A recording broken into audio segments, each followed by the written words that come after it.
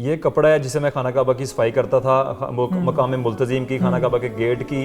ये कोहे तूर पहाड़ के टुकड़े हैं जिसपे हज़रत मूसा अलैहिस्सलाम ने अल्लाह से कहा था कि मैं आपका दीदार करना चाहता हूँ, तो अल्लाह ताला ने अपनी तजल्ली दिखाई थी और ये पहाड़ ऐसे हो गया था। ये रियाजुल जन्ना का कालीन है। रियाजुल जन्ना वो जगह है जो जन्नत से टुकड़ा है ज़मीन पे।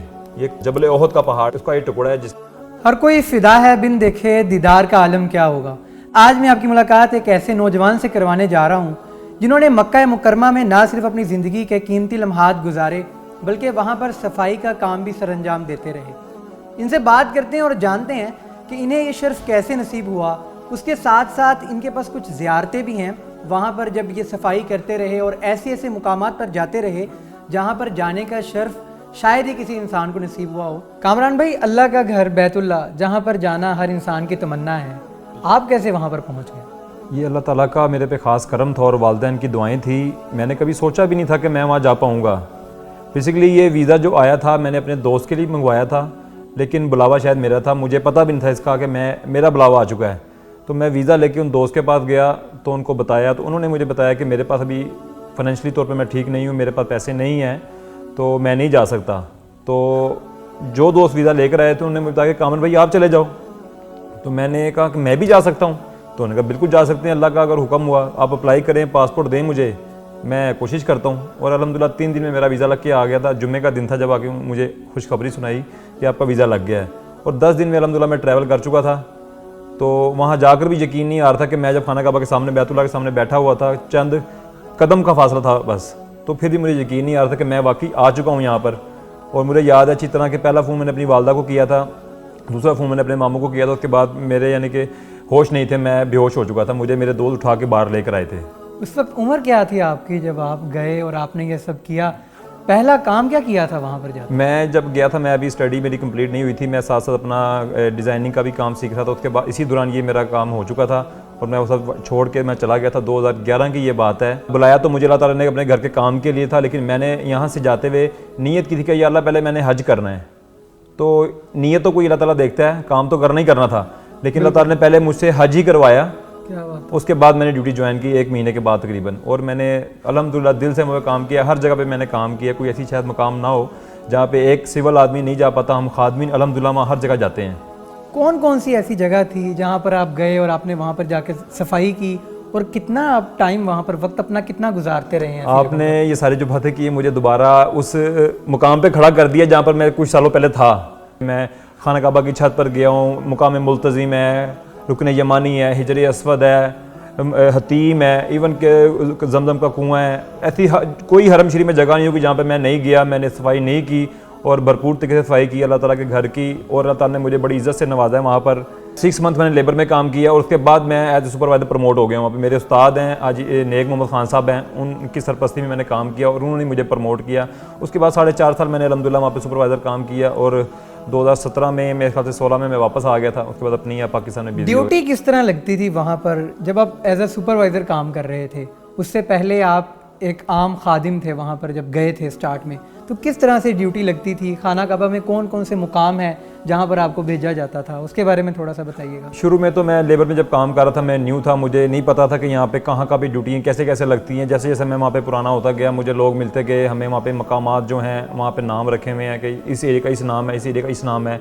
उसके हिसाब से मुझे समझ आती कि शुरू में मैं पहले खाना काबा के पीछे बैक साइड पे रहता रहा, जो सहन है वहाँ पे सफाई करता रहा। नए आदमी को वहाँ पे जाने की जल्दी शायद परमिशन नहीं होती या अल्लाह का हुक्म नहीं होता, लेकिन अल्हम्दुलिल्लाह मैंने बहुत जल्दी हर उस जगह पे गया हूँ जहाँ पे लोगों को सालों साल हो जाते हैं, जा नहीं पाते। तो 6 मंथ मैंने पीछे सफाई की है। कभी कभार मेरा जाने का मौका मिलता था आगे, लेकिन वो मैं खाना काबा की सफाई नहीं कर पाता था क्योंकि वहाँ पे पुराने लोग ही जाते हैं, क्योंकि वहाँ पे काम नए बंदे को समझ नहीं होती। देख रहा हूँ आपकी आंखों में जो है मेरे अभी जिस्म ना मेरा काम इस तरह से कि जैसे आप वाकई उसको फील कर रहे हैं कि आप वहीं पर मौजूद हैं। मेरा जिस्म जो ना अभी कांपना शुरू हो गया दोबारा। मैं वही सोच रहा हूँ, मुझे वही फीलिंग्स आना शुरू हो गई हैं कि मैं अभी जैसे वहीं पर ही हूँ। जो मैंने काम सर अंजाम दिए हैं वो आप बातें पूछ रहे हैं, मैं वही बता रहा हूँ, तो मुझे लग रहा है मैं अभी भी वही कुछ कर रहा हूँ। तो मैं 6 मंथ जब मैं सुपरवाइज़र प्रमोट हो चुका था अल्हम्दुलिल्लाह, उसके बाद फ़ौरन ही मैं खाना काबा की छत की, हतीम की, एक जगह है मकाम मुल्तज़िम जहाँ पे अल्हम्दुलिल्लाह दुआएं रद्द नहीं होती, मैंने वहाँ पे भरपूर तरीके से सफाई भी की है। वो आपको वीडियो में नज़र भी आएगा। वहाँ पे मैंने दुआएं भी की हैं बेशुमार लोगों के लिए, भाई बहन जो मुझे वहाँ देखते थे, मुझे कहते थे, मैंने अल्हम्दुलिल्लाह सब के लिए दुआएं भी करता था और सब कहते हैं कि अल्हम्दुलिल्लाह भाई साहब आपकी भी दुआएं कबूल अभी तक होती हैं। तो क्या बात है। कौन सी ख़ास दुआ थी जो आपने अपने लिए की और आपने फील किया कि मेरी ये दुआ कबूल हुई है?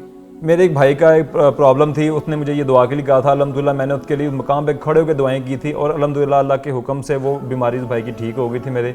और अपनी ज़ात के लिए बेशुमार दुआएं थी जो मैंने की हैं। पहले तो ये थी कि मैं अपने वालिदैन को हज उम्रे पे बुलाऊँ, जो कि अल्लाह ताला ने बहुत जल्द मेरी दुआ कबूल की और बड़े प्रोटोकॉल के साथ मैंने बड़ी इज़्ज़त के साथ अपने वालिदैन को वहाँ पे उम्रा करवाया, जो एक आम आदमी शायद नहीं कर पाता होगा। लेकिन मैंने अपने पूरे, मेरी लेबर मेरे साथ होती थी जहाँ पे मेरे वालिदैन गुजरते थे। मिसाल के तौर पर मेरे वालिदैन अगर गुजर रहे हैं तो लोग जो मेरी लेबर थी उनके पीछे पीछे होती थी, पूछते थे कि ये बताते थे लोग कि यार ये कौन है। बहुत शर्फ की बात है। तो वो उस टाइम मेरे वालिदैन का जो सीना चौड़ा हुआ होगा कि ये लोग जानते हैं हमारे बेटे को, हमारा ये काम कर रहे हैं। और यानी कि जाती बेशुमार दुनिया, करोड़ों लोग जाते हैं, लेकिन वहाँ पे उनके बच्चे या कोई ऐसी नई नौकरी कर रहा होता नहीं मिलता। हाँ। अच्छा, आपने ये काम कितने अरसे तक किया, करते रहे, और फिर जो सा है वो छोड़ने की वजह क्या थी?